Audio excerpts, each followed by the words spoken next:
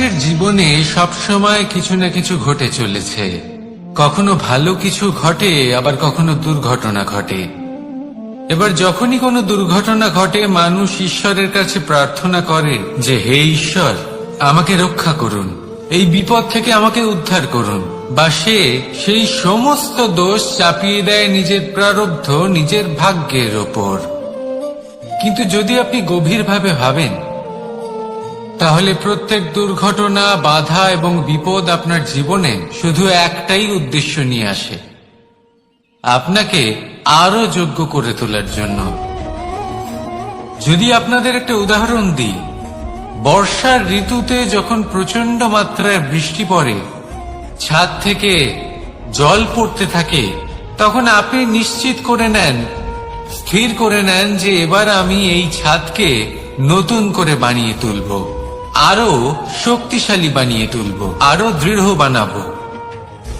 আপনার জীবনে যখন কোনো অসুখ করে, তারপর আপনি জীবনে আরো সাবধানী হয়ে যান, আরো সতর্ক হয়ে যান, স্থির করে নেন যে এটা যেন দ্বিতীয়বার না হয়, ঠিক কিনা?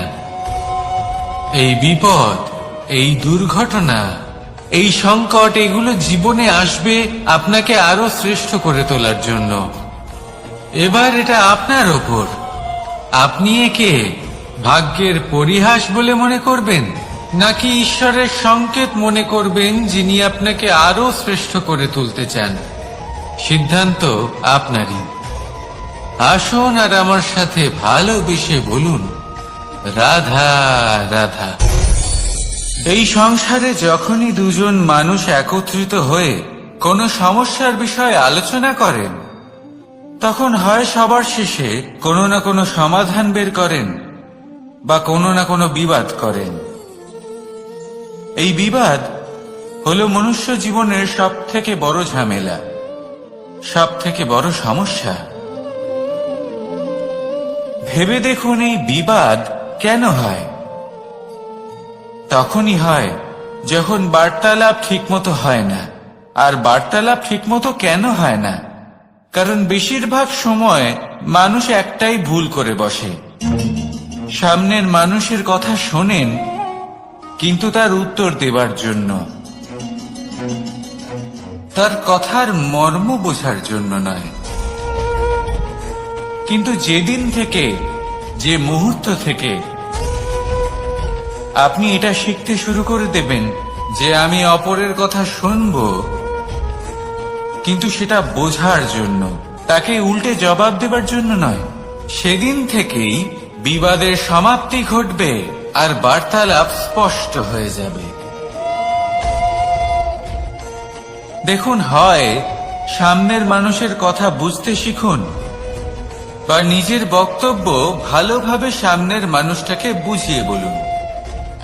বার্তালাপ নাকি বিবাদ, আপনি কোনটা চান? সিদ্ধান্ত আপনার। আসুন আর আমার সাথে ভালোবেসে বলুন, রাধা রাধা। অনেক সময় আমাদের মনেই ভাবনা আসে যে আমাদের নিরীহ স্বভাবের সুযোগ নিয়ে এই সংসারের মানুষ শুধু আমাদের দুঃখই দেয়। কতবার এমন মনে হয় যে আমরা সবাইকে সাহায্য করার জন্য এগিয়ে যাই, আর সকলে আমাদেরই দোষ দেয়। অনেক সময় এমন মনে হয় যে আমরা শুধুই সৎকর্ম করি, সকলের ভালো চাই, কিন্তু সকলে আমাদেরই বিষয়ে খারাপ কথা বলতে থাকে। দুঃখ হয়, কিন্তু আমাদের এটা ভেবে দেখা উচিত যে মানুষ আম গাছের গায়ে পাথর ছোড়ে, শাল গাছের গায়ে পাথর কেন ছোড়ে না? কারণ এই আম গাছে পাওয়া যায় মিষ্টি এবং সুস্বাদু ফল। অন্যদিকে শাল গাছ থেকে আমরা কি পাই? শুধুই কাঠ। তাই যদি আপনাকে কেউ কথা শোনায়, আপনাকে কোনো কিছুতে বাধ্য করার চেষ্টা করে, আপনার বিষয়ে অনুচিত কথা বলে, তাহলে নিশ্চয়ই আপনার মধ্যে এমন বিশেষ কিছু আছে যা তাদের মধ্যে নেই। নিজের মধ্যে আত্মবিশ্বাস বাড়িয়ে তুলুন, ধন্যাত্মক ভাব আনুন, সৎকর্ম করতে থাকুন। কোনো কটুতা এই মনে প্রবেশ করতে দেবেন না। এই মন সুপ্রসন্ন হয়ে বলবে, রাধা রাধা। এই হলো এক আম গাছ, আর খুব যত্ন সহকারে আমি এটা বড় করেছি। প্রথমে বীজ বপন করেছি, তারপর সিঞ্চন করেছি, তারপর এর থেকে অঙ্কুর বেরিয়েছে, তারপর দিন প্রতিদিন আমি এতে জল দিয়েছি। আস্তে আস্তে ওর পাতা বেরিয়েছে, তারপর ও একটা গাছের আকার ধারণ করেছে। এইভাবেই যদি প্রতিদিন আমি ওর দেখাশোনা করি, তাহলে নিশ্চিত রূপে এর শিকড় আরো দৃঢ় হবে এবং একটা বিশাল গাছের আকার ধারণ করবে, যার থেকে কিছু ডাল জন্ম নেবে, আর তাতে আমি পাবো কিছু মিষ্টি সুস্বাদু আম ফল। এবার আম তো সকলের প্রিয়, সকলের পছন্দের ফল, সকলে খেতে চান। কিন্তু আম পাওয়ার জন্য আগে আপনাকে সেই গাছের যত্ন নিতে হবে। যদি আপনি গাছ লাগিয়ে তারপর ভুলে যান, তাহলে সেই গাছের কি হবে? তার অস্তিত্বটাই মুছে যাবে, তাই না? আমাদের সম্পর্কগুলো কিছুটা এরকমই হয়। যদি সম্পর্ক জুড়ে আপনি ভুলে যান, তাহলে তার অস্তিত্বই মুছে যাবে। তাই শুধুই সম্পর্ক গড়বেন না, তাকে পালনও করুন। নিশ্চিত রূপে আপনার এই সম্পর্করূপী বৃক্ষের ডালে আনন্দের মিষ্টি সুস্বাদু আম ফল নিশ্চয়ই পাওয়া যাবে। তাহলে প্রত্যেক দিন প্রত্যেক সম্পর্ক পালন করুন, তার থেকে আনন্দ লাভ করুন। এই মন ভালোবেসে বলবে, রাধা রাধা। হাস্য, হাসি জীবনে অত্যন্ত মূল্যবান হয়। কথায় আছে যে হাসি এবং হাস্য আমাদের জীবনে ওষুধের মতো কাজ করে, আমাদের সুস্থ রাখে, আমাদের জীবনের অনুভূতিগুলিকে আরো সুন্দর করে তোলে। কিন্তু প্রত্যেক ওষুধের মতোই এর সাথেও এটাই হয়।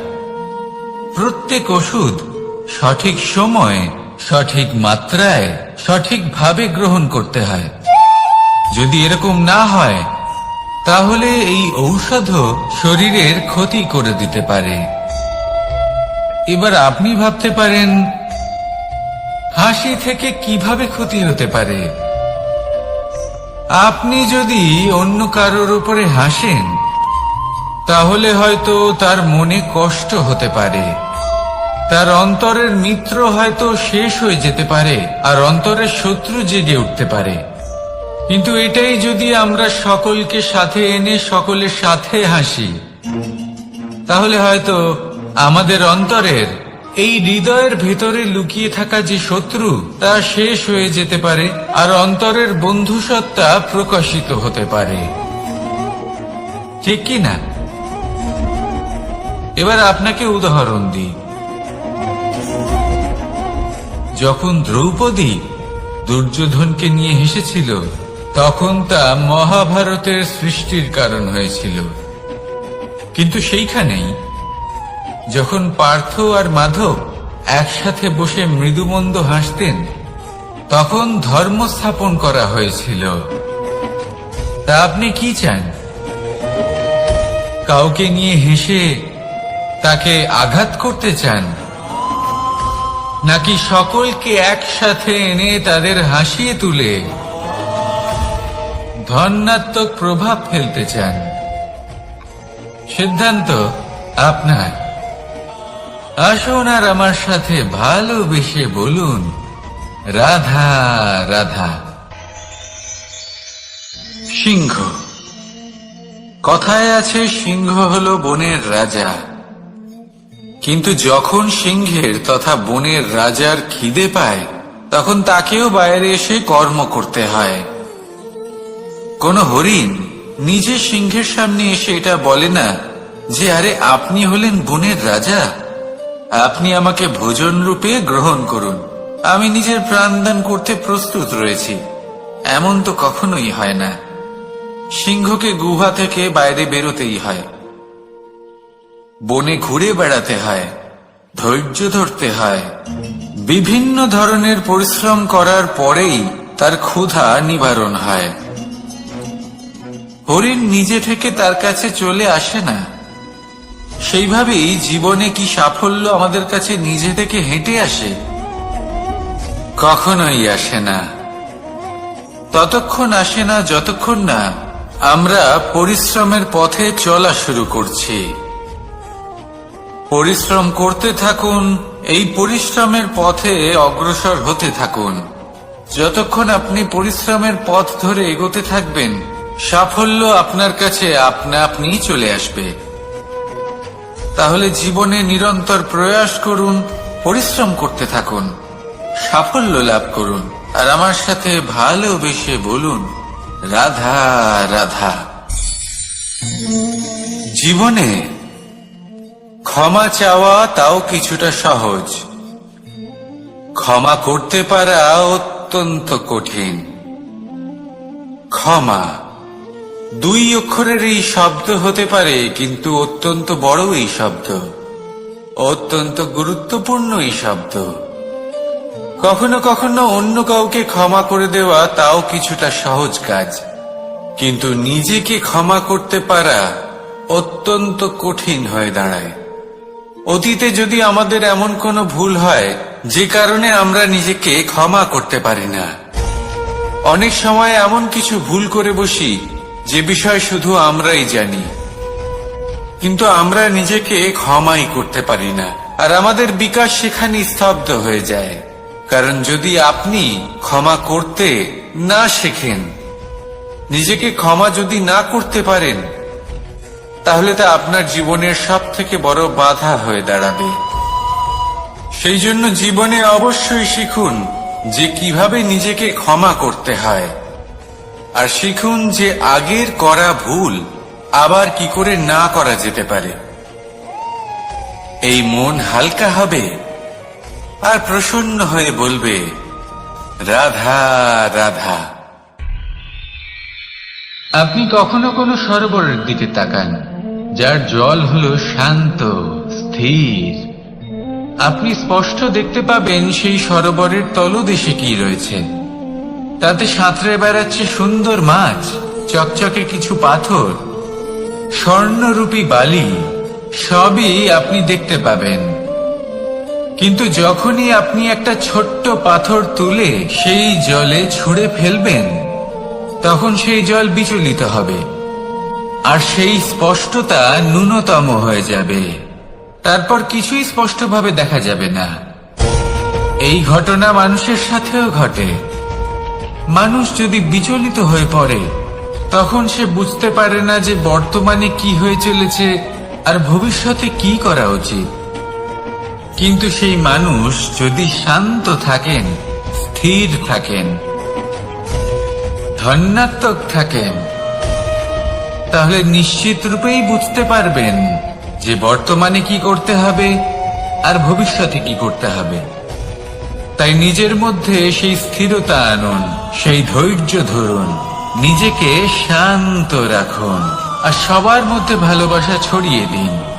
এই মন প্রসন্ন হয়ে বলবে, রাধা রাধা।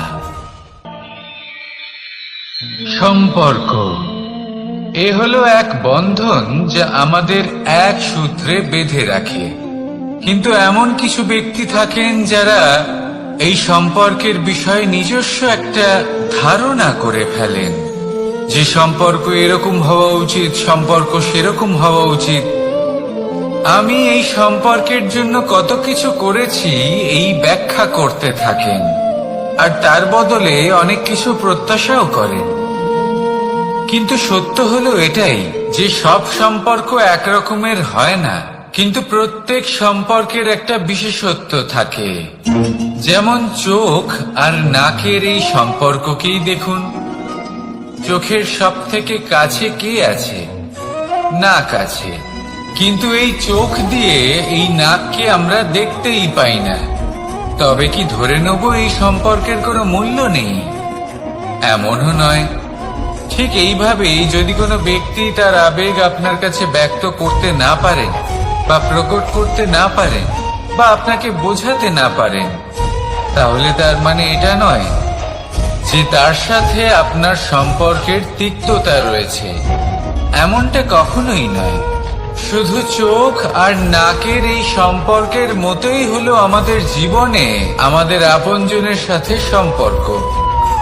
যদি কারোর ব্যবহার আপনার প্রতি অনুচিত হয় বা যদি কেউ অনুপস্থিত থেকে থাকে বা কেউ যদি আপনাকে বুঝতে না পারেন, তাহলে তার অর্থ এটা নয় যে আপনি সেই সম্পর্ক ভেঙে ফেলবেন। বুঝুন, আপনার জীবনে তার গুরুত্ব কোথায় আর তার জীবনে আপনার। সম্পর্ক গড়ে তুলুন, তাকে পালন করতে শিখুন, একসাথে মিলে চলুন। এই মন সুপ্রসন্ন হয়ে বলবে, রাধা রাধা। প্রারম্ভ শূন্যের দ্বারা হয়ে থাকে, তা সে ব্রহ্মাণ্ডই হোক, পৃথিবী হোক, আদি ইত্যাদি হোক। সবাই নিজের অস্তিত্ব শূন্য থেকে লাভ করে। এই শূন্য যার নিজের কোনো অস্তিত্ব নেই, কিন্তু সে সকলকে অস্তিত্ব দান করে থাকে। আমাদের এই শূন্যের মতো হতে হবে। যে আমাদের সাথে যুক্ত হবে তাদের অস্তিত্ব অনেক বেশি প্রখর হবে, বিশাল হবে, শ্রেষ্ঠ হবে। কিন্তু যেই আমরা তাদের থেকে দূরে যাব, তারা আমাদের উপস্থিতির আভাস পাবে,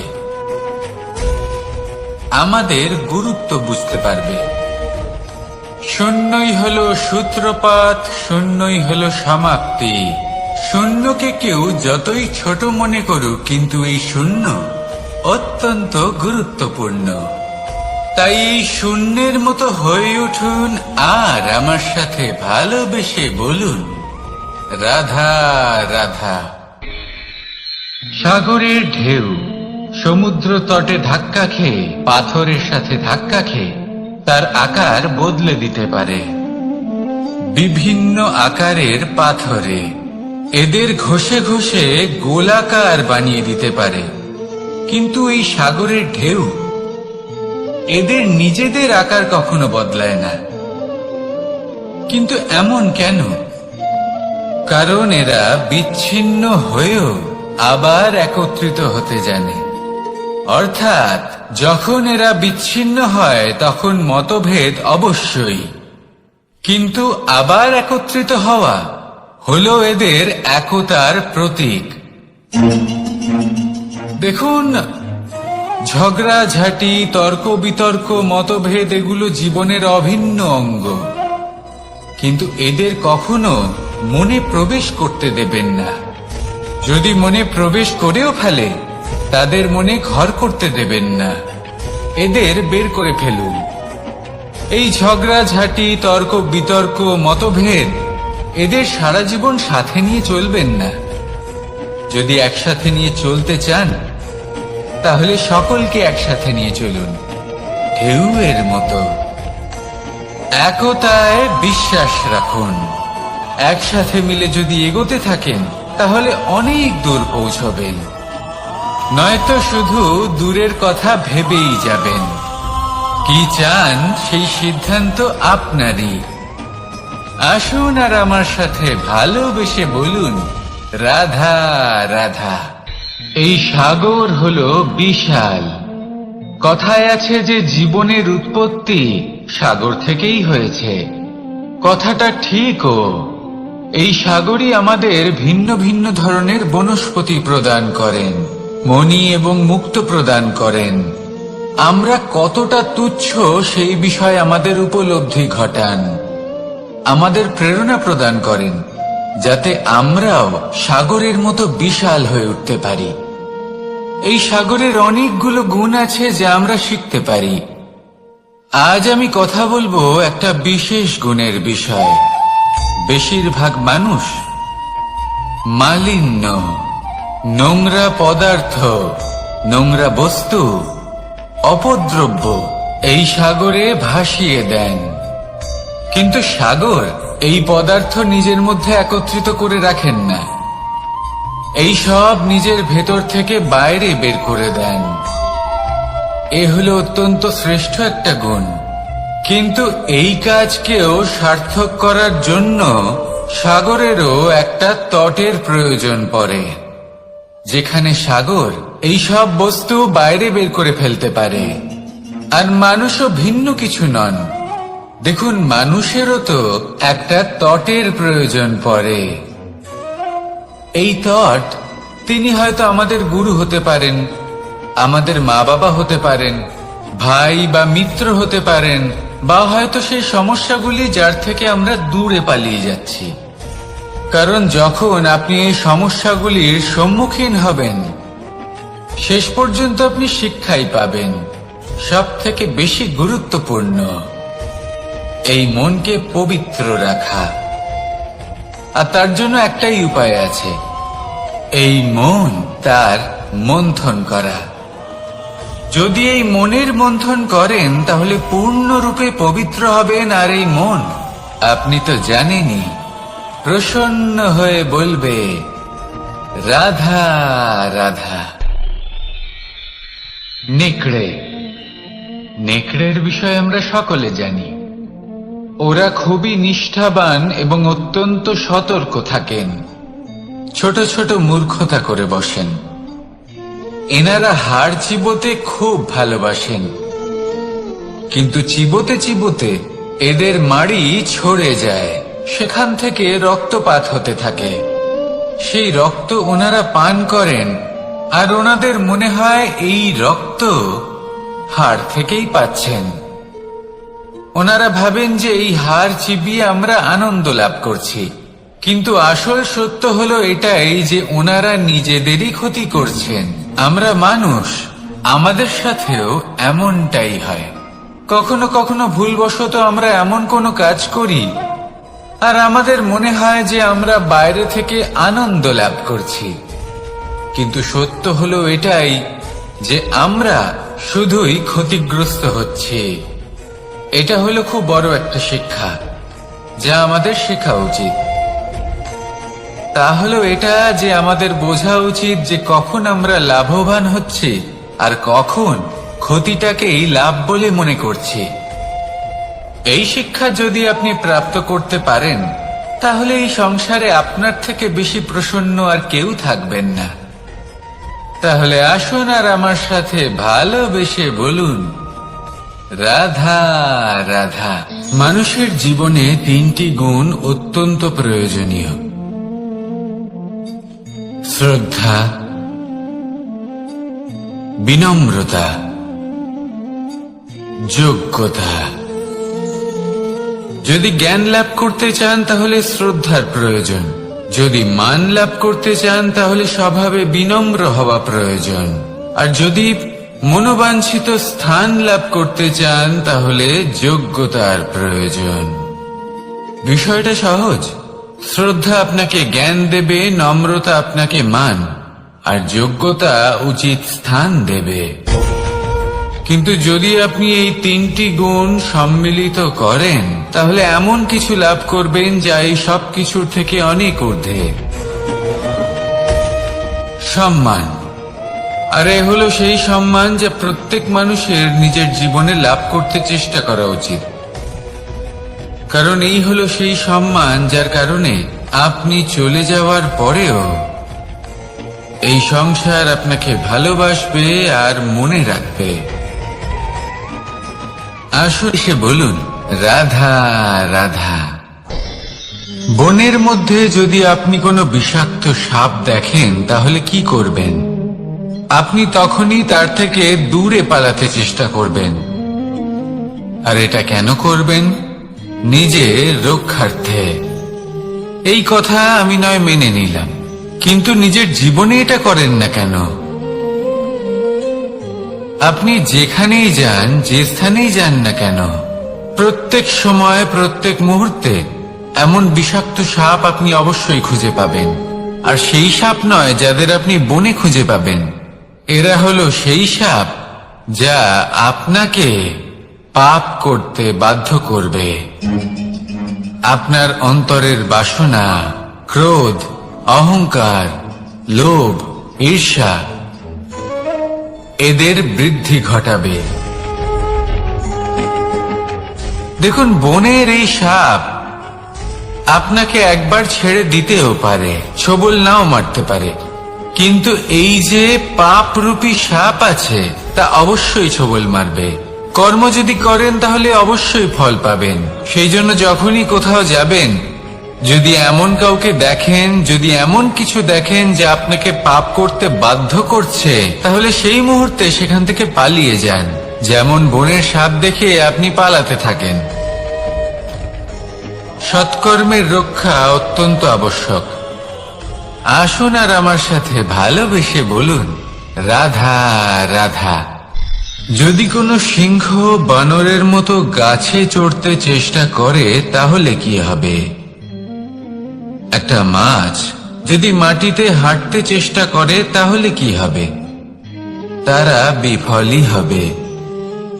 কিন্তু এরকম কেন হয়? তার কারণ হলো প্রকৃতির রচনা কিছুটা এরকম। এখানে প্রত্যেকটি ব্যক্তিকে, প্রত্যেকটি প্রাণীকে আলাদা আলাদা গুণের অধিকারী করা হয়েছে এবং সকলকে একটা সীমাও প্রদান করা হয়েছে। এবার এই যে বৃক্ষ, পশু, পাখি, এদের মধ্যে সেই ক্ষমতাই নেই যে এরা নিজেদের যাচাই করতে পারবে, নিজেদের সীমাগুলো বুঝতে পারবে, নিজেদের সদ্গুণগুলো চিনতে পারবে। এরা সেটা করতে পারবে না। কিন্তু মানুষ তো আলাদা। মানুষের কাছে সেই বিশেষ শক্তি আছে যে তারা পূর্ণরূপে নিজেদের যাচাই করতে পারবে, নিজেকে পূর্ণরূপে বুঝতে পারবে, নিজের দোষ, নিজের অপগুণ, নিজের সদ্গুণ, নিজেদের সীমাগুলো তারা বুঝতে পারবে। আর এটা অত্যন্ত গুরুত্বপূর্ণ। কথায় আছে যে যদি সাফল্য লাভ করতে হয় তাহলে নিজেকে যাচাই করে নিতে হবে। তাই নিজেকে যাচাই করুন, নিজের সাথে পরিচিত হয়ে যান এবং জীবনে কর্ম করতে থাকুন। সাফল্যের শিখরে অবশ্যই পৌঁছে যাবেন। আর ওখানে যদি যান তাহলে এই মন প্রসন্ন হয়ে অবশ্যই বলবে, রাধা রাধা। অন্ধকারাচ্ছন্ন রাত্রি যদি এসে থাকে তাহলে আলোকিত প্রকাশ নিয়ে সূর্যও অবশ্যই আসে। রোগ যদি এসে থাকে তাহলে তার ওষুধও অবশ্যই আসে। সমস্যা যদি আসে তাহলে সেই সমস্যার সমাধানও নিজে থেকেই আমাদের কাছে চলেই আসে। এই সংসার, এই জীবনের শুধুমাত্র একটাই নিয়ম আছে, আর তা হলো এটাই, এই সংসার হলো একটা চক্রের মতো। এতে শাশ্বত বলে কিছু নেই, নিত্য বলে কিছু নেই। আর যা কিছুই রয়েছে সব বদলাতে চলেছে। যদি আপনার জীবনে দুঃখ থাকে, সমস্যা থাকে, যদি আপনি বিপদ দ্বারা আচ্ছন্ন, তাহলে মনে রাখবেন সবকিছু বদলে যেতে চলেছে। দুঃখের সময় কাঁদবেন না, মনকে আরো দুঃখী করে তুলবেন না, কারণ এখানে যা কিছুই এসেছে তা যাওয়ার জন্যই এসেছে। তাহলে এত চিন্তা কিসের?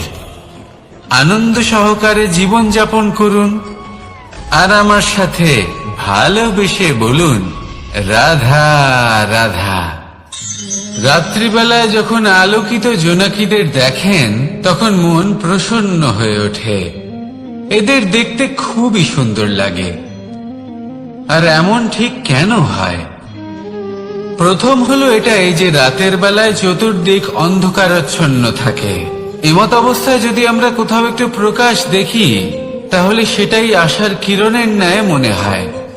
সেই প্রকাশই আমাদের মন প্রসন্ন করে তোলে। আর সেই জন্য যে সকল মানুষ রাতের বেলায় কোনো জোনাকি দেখতে পান তারা প্রসন্ন হয়ে যান। এবার কখনো কখনো জীবনে আমাদের মনে হয় যে চতুর্দিকে শুধুমাত্র অন্ধকারই হয়ে আছে। প্রত্যেকেরই তা কখনো মনে হয়।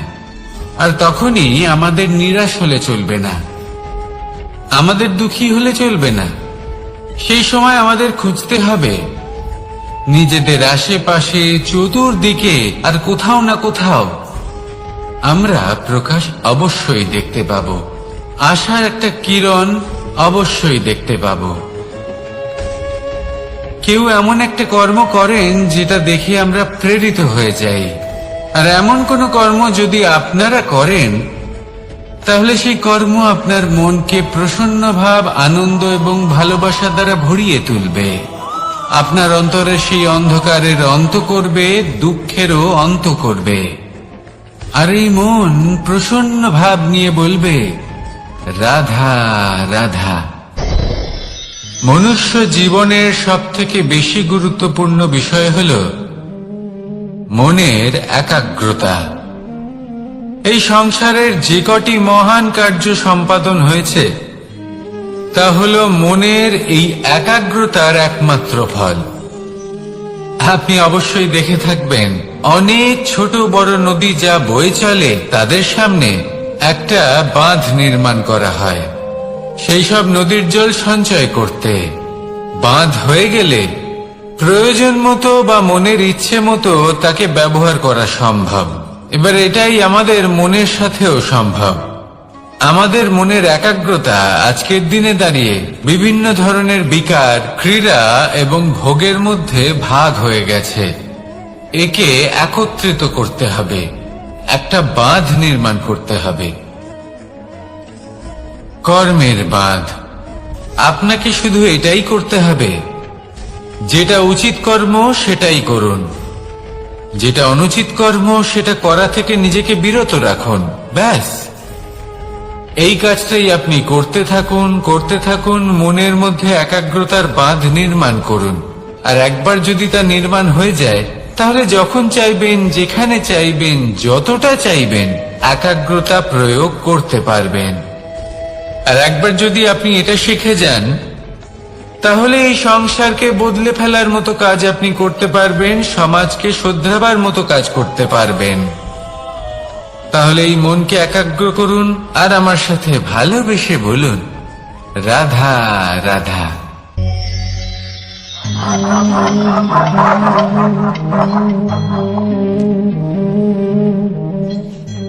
কোন ব্যক্তিকে নিশ্চয়ই দেখেছেন যিনি নিজে কাঠ কাটার এই কাজে নিপুণ এবং অভিজ্ঞ। এবার আপনারা দেখবেন যে তার মনোযোগ সমস্ত কাঠের ওপর থাকে না, তার মনোযোগ থাকে শুধুমাত্র একটা কাঠের ছোট্ট একটি অংশের ওপর, যেখান থেকে তার টুকরো করা হচ্ছে। কিন্তু সেটা উনি কেন করেন? যদি এটা উনি না করেন তাহলে সেই কাঠ সঠিক পদ্ধতি এবং তাড়াতাড়ি কাটা যাবে না। জীবনেও তাই হয়ে থাকে। আপনি হয়তো কোনো লক্ষ্য স্থির করেছেন বা পথ নির্বাচন করেছেন বা কাজ স্থির করেছেন যেটা আপনি করেই ছাড়বেন। তাহলে নিজের সম্পূর্ণ মনোযোগ শুধুমাত্র তার উপর কেন্দ্রীভূত করুন। যদি আপনার মন এদিক ওদিক তাকাতে থাকে, অস্থির হয়ে পড়ে, বিচলিত হয়ে পড়ে, যদি তা হয়ে থাকে তাহলে আপনি অবশ্যই অসফল হবেন। তাই কর্মঠ থাকুন, নিরন্তর কর্ম করতে থাকুন এবং পূর্ণ মনোযোগ দিয়ে নিজের কাজ করুন। নিজের পথে অগ্রসর হন বা নিজের লক্ষ্য প্রাপ্ত করতে চেষ্টা করুন। তারপর দেখুন কি হয়, কিভাবে উচিত পথে এবং তীব্র গতিতে আপনার লক্ষ্য আপনার কাছেই পৌঁছে যায়।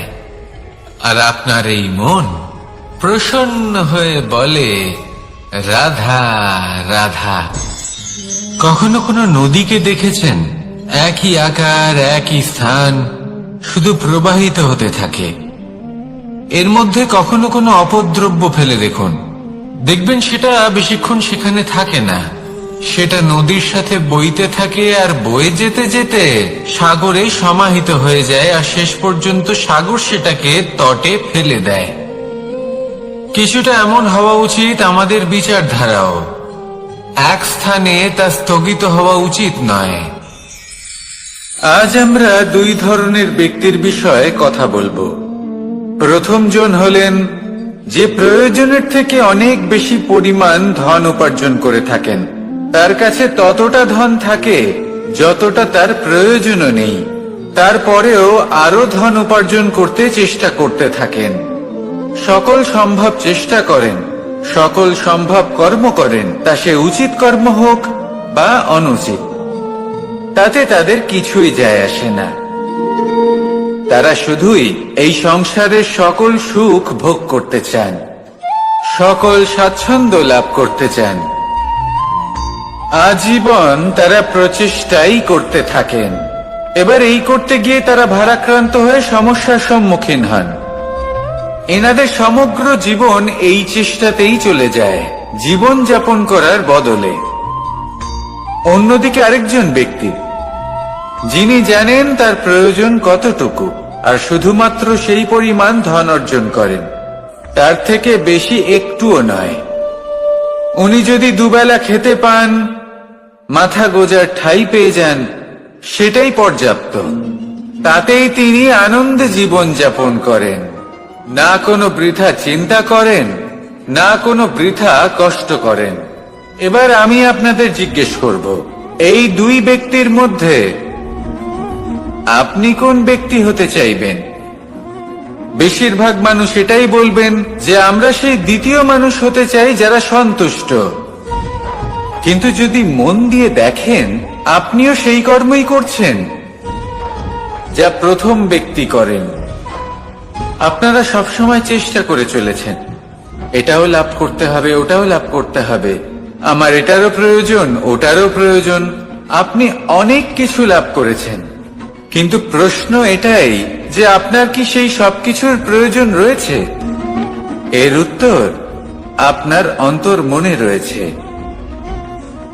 আপনার মন জানে যে আপনার প্রয়োজন কতটুকু। সেখানে গিয়ে দেখুন। সন্তুষ্টি মানুষকে আনন্দ দেয়। মানুষ যতটা সন্তুষ্ট হবে, ততটাই সে আনন্দ লাভ করবে। এবার আপনাকে এই সিদ্ধান্ত নিতে হবে যে আপনি কখন আর কোথায় সন্তুষ্টি লাভ করবেন, কত কিছু লাভ করার পরে সন্তুষ্ট হবেন। এই উত্তর আপনি মন থেকে পাবেন। এই সমাজের চাহিদায় জড়িয়ে নিজেকে বিভ্রান্ত করবেন না। নিজের অন্তরের এই মিথ্যে অহংবোধকে প্রশ্রয় দিতে গিয়ে যদি আপনি এরকম প্রয়াস করতে থাকেন, তাহলে জীবনযাপন কখন করবেন? থেমে যান, শান্ত হয়ে যান, নিজের অন্তর্মনে নিমজ্জিত হয়ে দেখুন যে সন্তুষ্টি কোথায়। এই সন্তুষ্টি লাভ করুন। এই মন প্রসন্ন হয়ে বলবে, রাধা রাধা। ক্ষমা একটা অত্যন্ত সুন্দর শব্দ, আমার খুব প্রিয় শব্দ। কিন্তু এই ক্ষমা কখন আর কিভাবে প্রয়োগ করতে হবে সেটা বোঝা প্রয়োজনীয়। এক, যদি আপনি কোনো অন্যায় করেন আর ক্ষমা না চান, ক্ষমা প্রার্থনা না করেন, ক্ষমা চাওয়া থেকে এড়িয়ে যান, তাহলে তাতে আপনারই ক্ষতি হবে। কিভাবে? ক্ষমা না চাইলে মনের মধ্যে অহংকার জাগ্রত হয়, আর অহংকার তো প্রকৃত অর্থে আমাদের ক্ষতিই করে। দুই, কেউ যদি অপরাধ করেন, আপনার থেকে ক্ষমা না চান, তাহলে তাকে ক্ষমা করবেন না। ক্ষমা হলো অত্যন্ত অমূল্য, আর না চাইতেই কাউকে ক্ষমা দান করা এটা উচিত নয়। তিন, যদি কেউ আপনার সাথে অনুচিত কিছু করেন, অপরাধ করেন, আর আপনার থেকে ক্ষমা চান, তাহলে তাকে ক্ষমা করে দিন। তাতে আপনার অন্তরের করুণাবোধ জাগ্রত হবে, প্রেম জাগ্রত হবে, আর তা আপনার জন্য শুভ হবে। চার, যদি আপনি নিজে কোনো অপরাধ করেন, তাহলে অবশ্যই ক্ষমা চাইবেন। তাতে আপনারই লাভ হবে। কিভাবে? সামনের ব্যক্তি আপনাকে ক্ষমা করুক বা না করুক, আপনার অন্তরের অহংকার ক্ষীণ হবে, আর এই মন আরো নির্মল হয়ে উঠবে। এই ক্ষমা অত্যন্ত অমূল্য, ভেবেচিন্তে একে ব্যবহার করুন, আর আমার সাথে ভালোবেসে বলুন,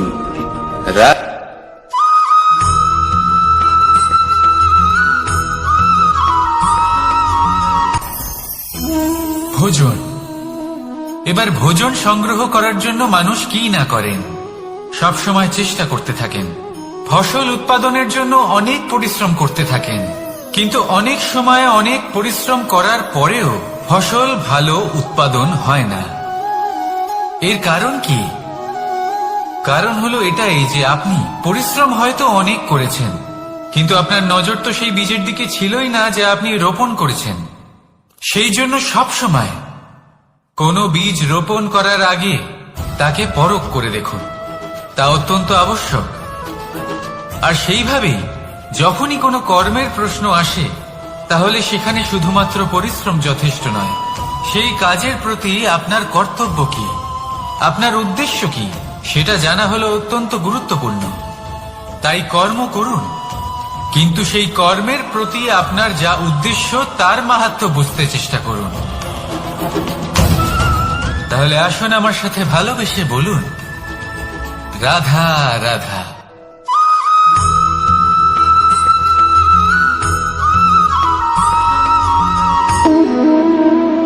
সম্পর্ক হলো আমাদের জীবনের একটি আধার। কিছু সম্পর্ক এমন যে আমরা জন্মসূত্রে লাভ করি, যেমন পরিবার, মা, বাবা। কিছু সম্পর্ক আছে যে আমরা জীবনে অর্জন করে থাকি, তা সে প্রেমের হোক, স্নেহের হোক বা বন্ধুত্বের। এই সকল সম্পর্ক লাভ করার বা গড়ে তোলার 5টি ধাপ রয়েছে। প্রথম ধাপ, কোনো ব্যক্তির সাথে আলাপ হওয়া, তার সাথে কথা বলা বা তাকে দেখা। দ্বিতীয় ধাপ, সে ব্যক্তিকে আমাদের ভালো লাগা। তৃতীয় ধাপ, আমাদের এটা চাইতে শুরু করা যে জীবনে এই ব্যক্তি যেন আমাদের বন্ধু হন, আমাদের জীবনে থাকেন, বা আমাদের কাউকে ভালোবেসে ফেলা। আর এটা আমাদের ভাবা বা চাওয়া যে সেই ব্যক্তি যেন আজীবন আমার সাথে থাকেন, আমার জীবনে আমার সাথী হয়ে। চতুর্থ ধাপ, লাভ করা। এবার এই ধাপটি অনেক মানুষের পক্ষেই খুবই সরল হয়, বড়ই সরল ভাবে নিজেদের সঙ্গীকে লাভ করে থাকেন। কিছু মানুষের জন্য এই ধাপ অত্যন্ত কঠিন হয়ে থাকে। অনেক প্রতিকূল পরিস্থিতির উপর জয়লাভ করে তারা সঙ্গীকে লাভ করেন, কিন্তু লাভ অবশ্যই করেন। এরপরে আসে পঞ্চম, অন্তিম এবং সব থেকে গুরুত্বপূর্ণ ধাপ। সেটা হলো সেই সম্পর্ক পালন করা। এটা হলো এমন এক বিষয় যা প্রত্যেক মানুষের শেখা উচিত। যদি ব্যক্তি নিজের জীবনে সম্পর্ক রক্ষা করতে শিখে যান, তবে প্রত্যেক সম্পর্ক তার জীবনকে স্বর্গ করে তুলবে। আসুন আর আমার সাথে ভালোবেসে বলুন, রাধা রাধা।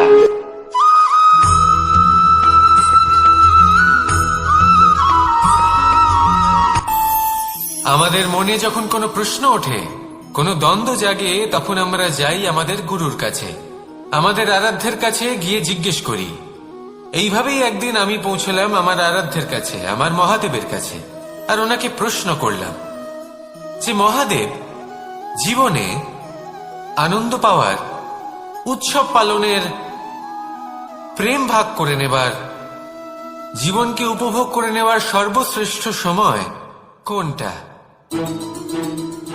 মহাদেব হাসলেন আর উনি বললেন, জীবনে উৎসব পালনের সব থেকে শ্রেষ্ঠ দিন হল মৃত্যুর ঠিক আগের দিনটা।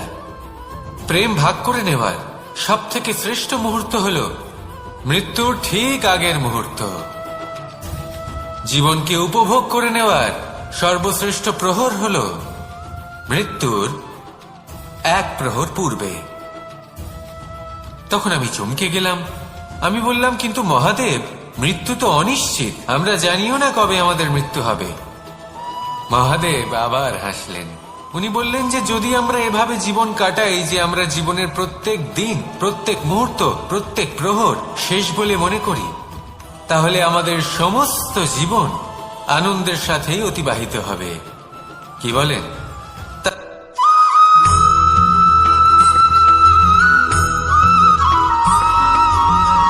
এই সংসারে কোনো বস্তু হোক বা ব্যক্তি হোক, তার একার গুরুত্ব কিন্তু খুব বেশি নয়।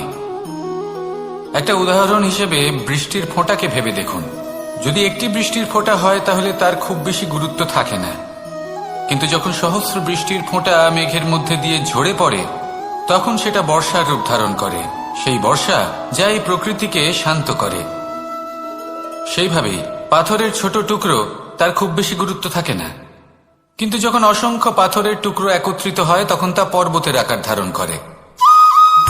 সেইভাবেই কিছু মানুষ যখন একত্রিত হন তখন তৈরি হয় পরিবার, কিছু পরিবার যখন একত্রিত হয় তখন তৈরি হয় সমাজ, যখন অনেক সংখ্যক সমাজ একত্রিত হয় তখন তৈরি হয় রাজ্য। এবার এই রাজ্যের সব থেকে গুরুত্বপূর্ণ ব্যক্তি হতে পারেন রাজা, কিন্তু তাও সেই রাজা একা কিছু করতে পারেন না। যুদ্ধ লড়ার সময় তারও নিজের সৈন্যদলকে প্রয়োজন পড়ে।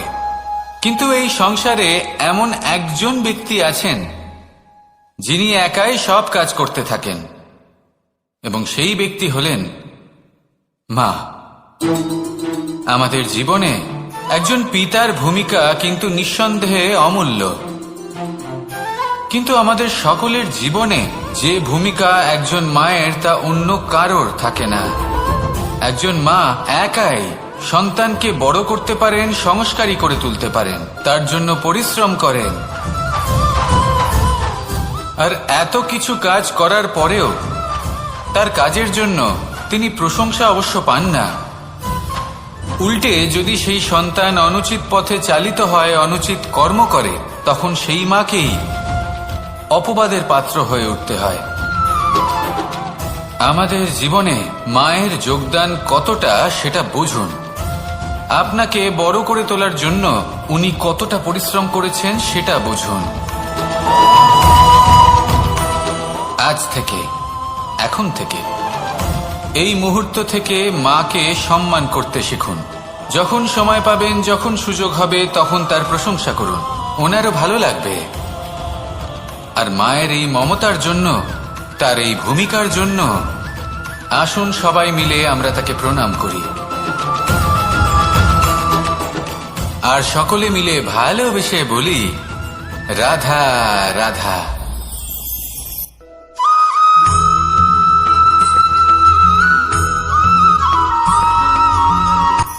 এই সংসারে সাফল্য লাভ করার জন্য জ্ঞানের প্রয়োজন হয়, পরিশ্রমের প্রয়োজন হয়, দৃঢ় নিষ্ঠার প্রয়োজন হয়, নিরন্তর চেষ্টা করা প্রয়োজনীয়।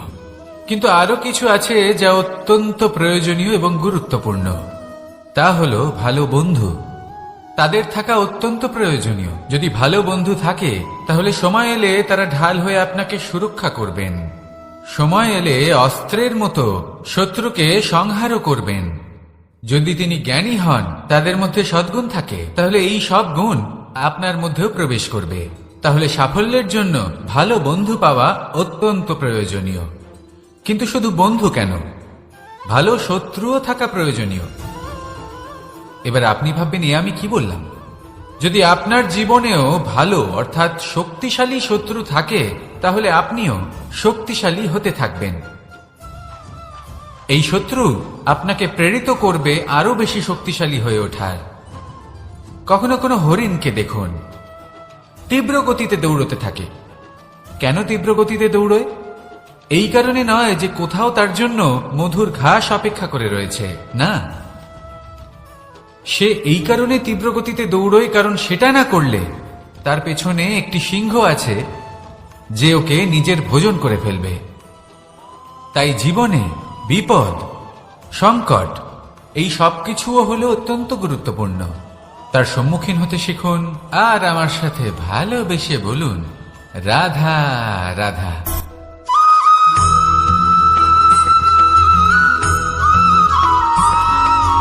কথায় আছে, প্রত্যেক পুত্র তার পিতার প্রতিচ্ছবি হয়, আর সমস্ত প্রতিচ্ছবি চায় যেন সে তার অস্তিত্ব প্রাপ্ত করতে পারে। পুত্র চায় সে যেন তার পিতার মতো হয়, বা কখনো কখনো তার থেকেও শ্রেষ্ঠ হয়। সেটা কোনো অনুচিত ব্যাপার নয়। অনুচিত তখন হয় যখন পুত্র নিজের পিতার মতো হবার স্বপ্ন পূরণ করতে গিয়ে বা তার থেকেও শ্রেষ্ঠ হওয়ার স্বপ্ন পূরণে অনুচিত পথের আশ্রয় নেয়। কারণ তারপরে সে তার পিতার গুণগুলি আত্মসাৎ করতে চায় না। সে শুধুই এটা চায় যে সংসারের চোখে যেন আমি শ্রেষ্ঠ প্রমাণিত হই। এটা অনুচিত। সংসারে এমন অনেক মানুষ আছেন যারা এই কারণে শ্রেষ্ঠ হবার চেষ্টা করেন যাতে তার পরিবারের, তার পিতার সম্মান বৃদ্ধি পায়। এমনও মানুষ থাকেন আর এটাই হলো পার্থক্য উদ্দেশ্যের। মনে রাখবেন, যদি আপনার উদ্দেশ্য শুভ হয় তাহলে পথও শুভ হবে, যদি আপনার উদ্দেশ্য অশুভ হয় তাহলে পথও অশুভ হবে। তাহলে নিজের পিতার মতো হবার চেষ্টা অবশ্যই করুন, তার থেকেও শ্রেষ্ঠ হওয়ার চেষ্টা অবশ্যই করুন, কিন্তু মনে রাখবেন আপনার সংকল্প আর আপনার উদ্দেশ্য এই দুই শুভ হওয়া উচিত। তাহলে আসুন আর আমার সাথে ভালোবেসে বলুন, রাধা রাধা।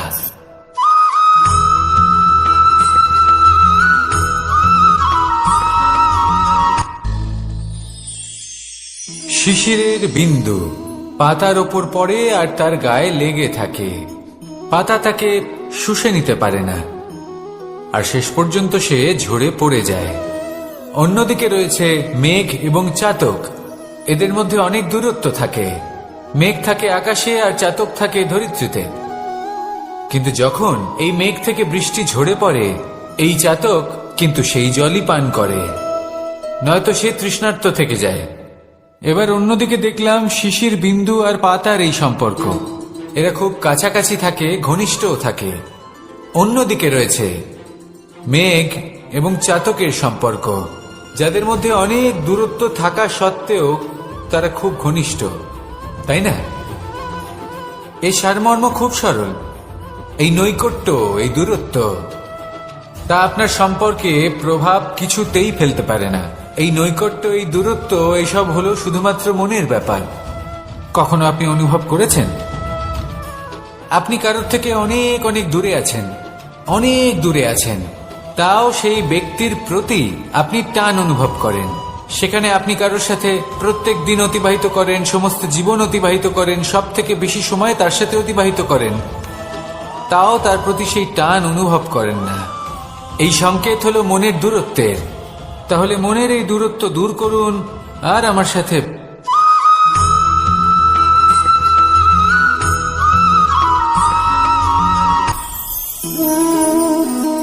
শক্তি এক অত্যন্ত বিচিত্র বস্তু, বা বলতে পারেন অনুভূতি। পিতা সবসময় চান যেন তিনি তার শক্তি পুত্রকে। আসুন আপনাকে সহজে বোঝাই। যদি আপনি সুপাত্র হন আর আপনাকে শক্তি দেওয়া হয়, তাহলে আপনি সেই শক্তির গুরুত্ব বুঝবেন, কোথায় সেই শক্তি প্রয়োগ করা উচিত সেটা বুঝবেন। আর এটা যেহেতু অর্জন করা শক্তি হবে, সেই শক্তির অপব্যবহার হবে না। কিন্তু যদি এই আপনি কুপাত্র হন আর যদি আপনাকে এই শক্তি দেওয়া হয়, তাহলে কি হবে? দেখতে গেলে এই শক্তি আপনি দান হিসেবে পেয়েছেন, তাই না আপনি এই শক্তির গুরুত্ব বুঝবেন আর না এর প্রয়োগ আপনি জানবেন। তার অপব্যবহার হওয়া সুনিশ্চিত। তাই যদি আপনি কোনো শক্তি অর্জন করতে চান, তাহলে আগে তার যোগ্য হয়ে উঠুন। পুত্র নয়, পাত্র হয়ে উঠুন। আর আমার সাথে ভালোবেসে বলুন, রাধা রাধা।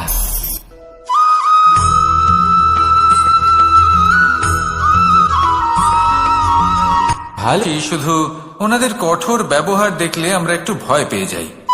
এবার ওনাদের এই কঠোর ব্যবহার আমাদের ভালো না লাগলেও অত্যন্ত আবশ্যক, কারণ মাতার থেকে আমরা যে শক্তি লাভ করি তা যেন নিয়ন্ত্রণ হারিয়ে বিধ্বংসী না হয়ে ওঠে। আমরা যেন কোনো কুপথে না চলে যাই, আমরা কখনো যেন দোষ না করে ফেলি। শুধু সেই জন্য পিতা এবং গুরু একটু কঠোর হয়ে ওঠেন, এবং ওনাদের এই কঠোর আচরণ ভবিষ্যতে গিয়ে আমরা অবশ্যই বুঝতে পারি। জীবনে কিছু বছর আমরা এগিয়ে যাই আর তারপর আমরা বুঝতে পারি যে বাবা এবং গুরু আমাদের যথেষ্ট ভালোবাসতেন, কিন্তু ওনাদের ভালোবাসার বহিঃপ্রকাশ আলাদা। প্রয়োজনীয় হলো এটা দেখার, এটা বোঝার যে শুরু থেকে আমাদের প্রতি ওনাদের আচরণ কেমন ছিল। ওনাদের কঠোর হওয়ার পেছনে ওনাদের ভালোবাসাটা বোঝার চেষ্টা করুন, ওনাদের চিন্তাটা বোঝার চেষ্টা করুন, ওনাদের পথপ্রদর্শনের আড়ালে আপনার ভবিষ্যতের জন্য যে পরিকল্পনা ওনারা করেছেন সেটা বোঝার চেষ্টা করুন। তখন আপনারা বুঝতে পারবেন ওনাদের ভালোবাসাকে। আপনার মনের মধ্যে আপনা থেকেই ওনাদের প্রতি সম্মান জেগে উঠবে। নিজের পিতা এবং নিজের গুরু এই দুজনের প্রতি কৃতজ্ঞতা প্রকাশ করুন আর আমার সাথে ভালোবেসে বলুন, রাধা রাধা।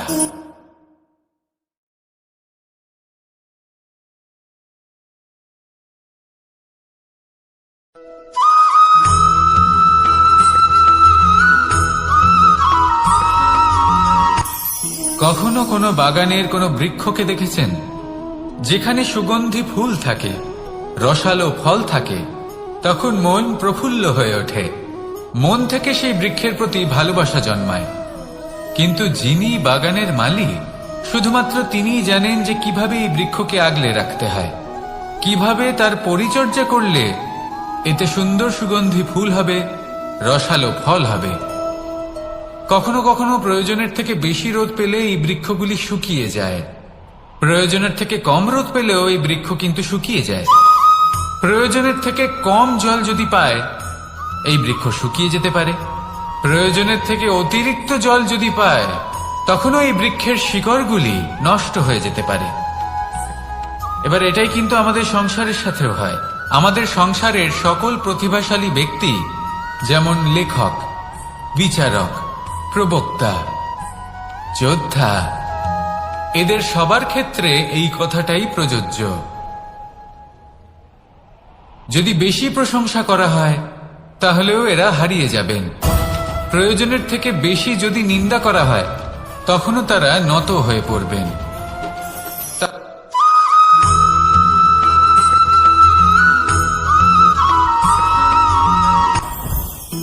জীবনে কিছু শেখা অত্যন্ত গুরুত্বপূর্ণ। এবার কি কি শিখতে হবে, সেই সব শেখানোর জন্য অনেক শিক্ষক রয়েছেন।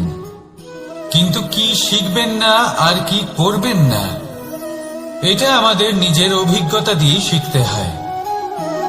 কিন্তু তার মানে এটা নয় যে যদি আপনাকে শিখতে হয় যে আগুনের তাপ কতটা, আপনাকে আগুনের মধ্যে হাত দিতে হবে।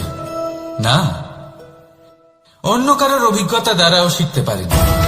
প্রশ্ন শুধুমাত্র একটাই যে আপনি কি শিখতে চান নাকি চান না। যদি আপনি এটাই ভাবেন যে আমি শুধুই নিজের অভিজ্ঞতা দ্বারাই শিখতে চাই, তাহলে জীবনকাল ছোট মনে হবে, অনেক কিছুই শিখতে পারবেন না। তাই নিজের সাথে সাথে বড়দের অভিজ্ঞতা দ্বারাও শেখা শুরু করে দিন। এই সংসারের অভিজ্ঞতা দ্বারা শিখতে শুরু করে দিন। আর এটা নিশ্চিত রূপে শেখা আবশ্যক যে কখন কি করবেন না, কোথায় থামতে হবে আর কোথায় থামবেন না। তাহলে আসুন আর আমার সাথে ভালোবেসে বলুন, রাধা রাধা।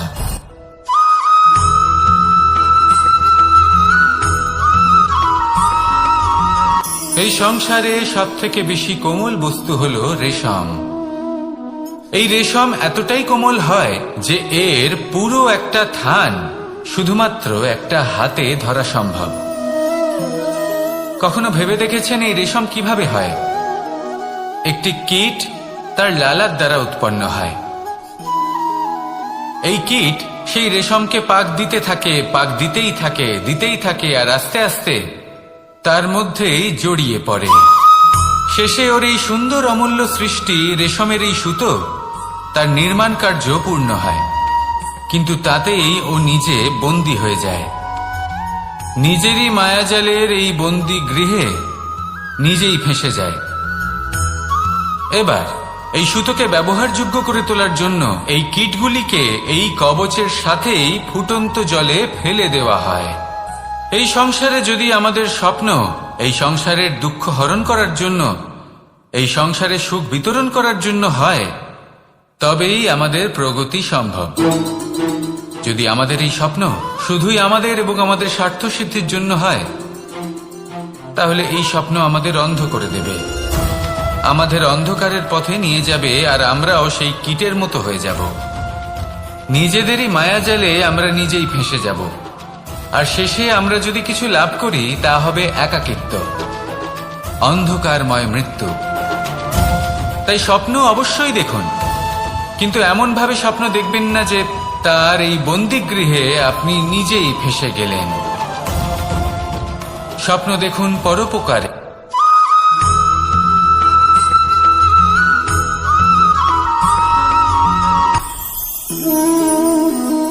শক্তি এক অত্যন্ত বিচিত্র বস্তু, বা বলতে পারেন অনুভূতি। পিতা সবসময় চান যেন তিনি তার শক্তি পুত্রকে। আসুন আপনাকে সহজে বোঝাই। যদি আপনি সুপাত্র হন আর আপনাকে শক্তি দেওয়া হয়, তাহলে আপনি সেই শক্তির গুরুত্ব বুঝবেন, কোথায় সেই শক্তি প্রয়োগ করা উচিত সেটা বুঝবেন। আর এটা যেহেতু অর্জন করা শক্তি হবে, সেই শক্তির অপব্যবহার হবে না। কিন্তু যদি এই আপনি কুপাত্র হন আর যদি আপনাকে এই শক্তি দেওয়া হয়, তাহলে কি হবে? দেখতে গেলে এই শক্তি আপনি দান হিসেবে পেয়েছেন, তাই না আপনি এই শক্তির গুরুত্ব বুঝবেন আর না এর প্রয়োগ আপনি জানবেন। তার অপব্যবহার হওয়া সুনিশ্চিত।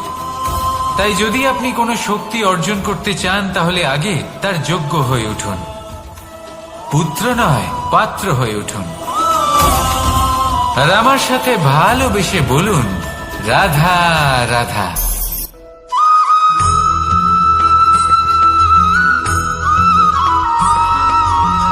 এই সংসারে প্রত্যেক মানুষ এটাই চান যে তিনি যেন ধনবান হন, আর্থিক অবস্থা তার ভালো থাকে, ওনার বাড়িতে লক্ষ্মীর আগমন হয়। কিন্তু সেটা হবে কি করে, সেটাই হলো প্রশ্ন। কেউ বলেন যে যদি পরিশ্রম করো তাহলে ধন অর্জন সম্ভব, কেউ বলেন যে যদি বিদ্যা লাভ হয় তবেই ধন অর্জন সম্ভব, কেউ বলেন যে যদি বলশালী হও তবেই সম্পন্ন থাকবে।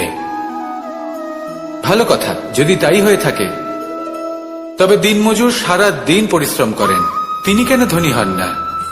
অনেকজন বিদ্বান মানুষ আছেন এই সংসারে, তারা কেন ধনবান হন না? অনেক সংখ্যক বলশালী ব্যক্তি আছেন, তাদের কাছে ধন নেই কেন? তাদের কেন ধনের অভাব হয়? আবার এমনও কিছু মানুষ আছেন যারা পরিশ্রম করেন, তারা দিনমজুর, কিন্তু তারা ধন অর্জন করতে পারেন। কিছু বিদ্বান ব্যক্তি আছেন যাদের কাছে অধিক মাত্রায় ধন রয়েছে। কয়েকজন বলশালী ব্যক্তি রয়েছেন যাদের কাছে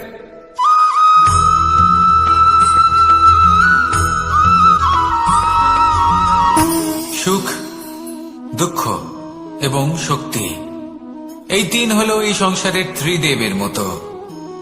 আমাদের জীবনে যা কিছু ঘটছে এই তিনটির ভিত্তির উপরেই হচ্ছে। আসলে এই সংসারের একটা নিয়ম আছে, যখনই আপনি কিছু লাভ করেন, এই সংসার আপনার পরীক্ষা নেয়। এটা জানার জন্য আপনার পরীক্ষা নেয় যে আপনি যা কিছুই লাভ করেছেন, আপনি কি আদৌ সেটার যোগ্য কিনা। ঠিক সেইভাবেই এই সুখ, দুঃখ এবং শক্তি আপনার পরীক্ষা নিয়ে থাকে। যখন সুখ আসে তখন সে আপনার পরীক্ষা নেয় যে আপনার মধ্যে অহংবোধ জাগ্রত হয়নি তো। যদি অহংবোধ চলে আসে তাহলে সুখ সেখানেই সঙ্গ ত্যাগ করে। দুঃখ আপনার ধৈর্যের পরীক্ষা নিতে থাকে, আর যদি আপনার মধ্যে ধৈর্য না থাকে তাহলে এটা আপনাকে আরো বেশি দুঃখের গভীর অন্ধকারে ঠেলে দেবে। সেখানে শক্তি পরীক্ষা নেয় আপনার বিনম্রতার।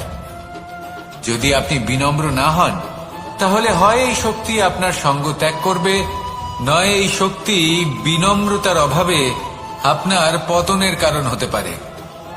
এই সংসারে যে কোনো ব্যক্তি যিনি এই পরীক্ষায় উত্তীর্ণ হয়ে থাকেন, এই জীবনে তিনি সাফল্য লাভ করেন। আসুন আমার সাথে ভালোবেসে বলুন, রাধা রাধা।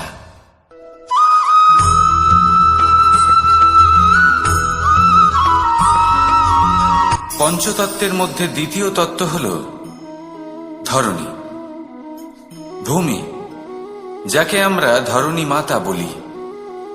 এই ধরণী ধৈর্য ধারণ করে, আর এর উপরেই আমাদের সমগ্র সংসার নির্ভরশীল। কারণ এই ভূমি সহ্য ক্ষমতা রাখে, এর সহ্য ক্ষমতা হল অপরিসীম। সন্তান যতই আঘাত প্রদান করুক না কেন, প্রেম পূর্বক সহ্য করে, আর তার বদলে অমূল্য রত্ন প্রদান করে। সন্তান যদি হাল চালায়, তাহলে তার বদলে তাকে অন্ন প্রদান করে। এটাই হলো ধরণী। এবার এর থেকে আমরা কি শিক্ষা পেতে পারি? এটাই যে কারোর জন্য কিছু করা বা কাউকে কিছু দেওয়া মনে কোনো কামনা ছাড়াই। আর এই কথাটা বুঝে যান, যদি কারোর জন্য কামনা না রেখে বা কোনো পাওয়ার আশা না রেখে কারোর জন্য কিছু করেন বা কারোকে কিছু দেন, যদি এটা আপনি শিখতে পারেন, তবে আপনি ভালোবাসতে শিখে গেছেন। আর সেই জন্যই এই ধরিত্রীকে মাতা বলা হয়, কারণ মাতা শুধু উনি নন যিনি গর্ভে সন্তানকে ধারণ করেন, মাতা তো উনিও যিনি জীবন বাঁচতে শেখান, যিনি জীবন বাঁচার উদাহরণ প্রদান করেন। তাহলে ধরনীর থেকে এই নিঃস্বার্থ ভাব শিখুন, নিঃস্বার্থ ভালোবাসা শিখুন, আর এই ভালোবাসার সাথেই বলুন রাধা রাধা।